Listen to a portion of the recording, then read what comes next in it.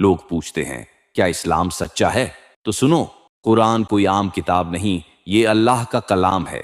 1400 سال پہلے جب انسان کو سائنس کی کوئی خبر نہیں تھی، قرآن کہتا ہے انسان ماں کے پیٹ میں جمع ہوا خون یعنی لوتھڑا بنتا ہے، پھر ہڈیاں بنتی ہیں، پھر مانس چڑھتا ہے۔ یہ بات آج کی میڈیکل سائنس بھی کہتی ہے۔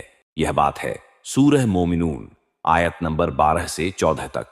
قرآن کہتا ہے ہم نے آسمان کو اپنی طاقت سے بنایا اور ہم ہی اسے پھیلا رہے ہیں۔ یہ ہے سورہ جاریات آیت 47۔ اور آج ناسا کہتا ہے یونیورس پھیل رہا ہے۔ قرآن کہتا ہے ہم نے زمین کو استھر رکھنے کے لیے پہاڑوں کو کیل کی طرح زمین میں گاڑ دیا۔ یہ بات ہے سورہ نبا آیت 6 اور 7۔ اور آج کی جیولوجی کہتی ہے کہ پہاڑوں کی جڑیں زمین میں بہت گہرائی تک ہوتی ہیں۔ قرآن کہتا ہے 2 سمندر آپس میں ملتے ہیں لیکن ان کے بیچ ایک حجاب ہے جو انہیں الگ کرتا ہے، یہ ہے